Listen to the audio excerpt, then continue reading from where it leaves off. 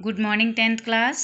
आज की worksheet number 23 आपको एक अपठित गद्यांश दिया गया है जिसे आपने पढ़ना है और उसके बाद आपको प्रश्नों के उत्तर देने हैं। दैनिक जीवन में हम अनेक लोगों से मिलते हैं जो विभिन्न प्रकार के काम करते हैं। सड़क पर ठेला लगाने वाला, दूध वाला, नगर निगम का सफाई कर्मी, बस कंडक्टर, स्कूल अध्यापक, हमारा सहपाठी और ऐसे कई अन्य लोग शिक्षा, वेतन, परंपरागत चलन और व्यवसाय की दृष्टि से भी ये सभी लोग अलग अलग स्तरों पर कार्य करते हैं। तो आपने स्वयं भी देखा होगा, कोई अपने काम करने के लिए, पैसे कमाने के लिए, आजीविका कमाने के लिए कोई दूध बेचता है, कोई ठेला लगाता है, या कोई आपके विद्यालय में शिक्षक है या सफाई कर्मचारी हैं जिन्हें आप देखते हो। तो प्रत्येक व्यक्ति कुछ ना कुछ काम करता है और वेतन कमाता है। एक माली के कार्य को सरकारी कार्यालय के सचिव के कार्य से निम्न स्तर का माना जाता है, किंतु यदि वही अपने कार्य को कुशलतापूर्वक करता है और उत्कृष्ट सेवाएं प्रदान करता है तो उसका कार्य उस सचिव के कार्य से कहीं बेहतर है जो अपने काम में ढिलाई बरतता है तथा अपने उत्तरदायित्वों को निर्वाह नहीं करता। यानी अगर एक माली जो है वो पूरा दिन मेहनत करता है और अपने काम को पूरी कर्तव्य निष्ठा से करता है तो वो ज़्यादा बेहतर है उस सचिव से, उस सरकारी सचिव से जो अपने काम को ढिलाई बरतता है कि कल कर लूँगा, परसों कर लूँगा, या नहीं करूँगा, छोड़ देता हूँ, इस तरह के जो काम टाल देते हैं उनसे ज़्यादा बेहतर कौन है? माली। ऐसे सचिव को एक आदर्श अधिकारी कह सकते हैं। वास्तव में पद महत्वपूर्ण नहीं है, महत्वपूर्ण होता है कार्य के प्रति समर्पण भाव और कार्य प्रणाली में पारदर्शिता। यानी हम किसी पद पर हैं तो इस बात का गर्व नहीं होना चाहिए। गर्व किस बात का है कि हम अपने कार्य को कितनी लगन से करते हैं, उसके प्रति हमारा क्या समर्पण भाव है।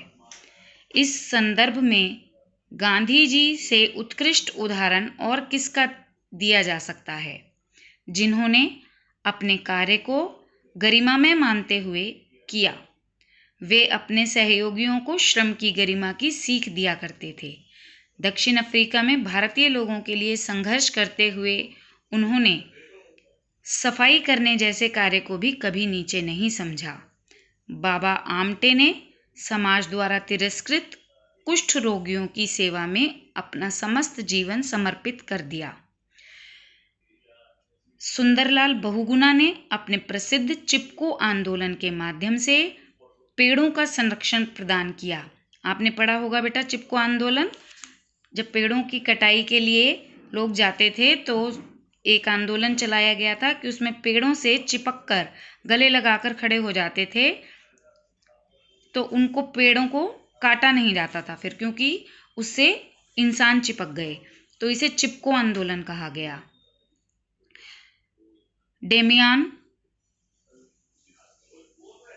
Damien of Molokai, Martin Luther King और मदर टेरेसा जैसी महान आत्माओं ने इसी सत्य को ग्रहण किया।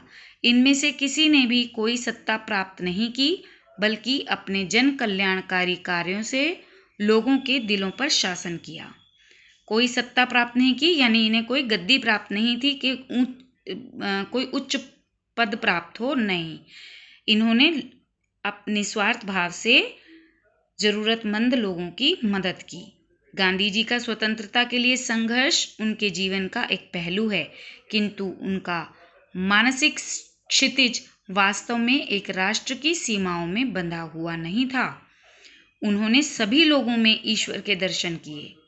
यही कारण था कि कभी किसी पंचायत तक के सदस्य नहीं बनने वाले गांधी जी की जब मृत्यु हुई तो अमेरिका का राष्ट्रध्वज भी झुका दिया गया था। चलिए अब इसके प्रश्न उत्तर कर लेते हैं। गद्यांश में किसके कार्य को बेहतर बताया गया है? आप इन्हें चारों को पढ़िए। आपका उत्तर है गद्यांश में अपने कार्य को कुशलतापूर्वक करते हुए उत्कृष्ट सेवाएं प्रदान करने वाले के कार्य को बेहतर बताया गया है। वास्तव में किसी अधिकारी के पद की अपेक्षा क्या महत्वपूर्ण होता है? पद की अपेक्षा क्या महत्वपूर्ण बताया गया है? उसका कार्य के प्रति समर्पण भाव और कार्य प्रणाली में पारदर्शिता। घ, गांधी जी क्या सीख देते थे? गांधी जी ने सीख दी श्रम की गरिमा की। चिपको आंदोलन में किसका संरक्षण किया गया? वृक्षों का। आपके अनुसार अमेरिका का राष्ट्रध्वज गांधी जी की मृत्यु पर क्यों झुका था? क्योंकि गांधी जी ने निस्वार्थ भावना से किसी गद्दी को के लालच में नहीं, बल्कि अपने कर्मों के द्वारा, अपने अच्छे कर्मों के द्वारा दूसरों की मदद करते हुए देश में ही नहीं विदेशों में भी अपना नाम कमा लिया था। और उनके इसी महान कार्य को याद करते हुए, सराहते हुए अमेरिका का राष्ट्रध्वज भी झुका दिया गया। गद्यांश का उचित शीर्षक आपको लिखना है। गद्यांश का हम शीर्षक दे सकते हैं श्रम की गरिमा। तो बेटा आपकी ये वर्कशीट पूरी हुई, इसे अब आप पूरा करेंगे। थैंक यू बेटा।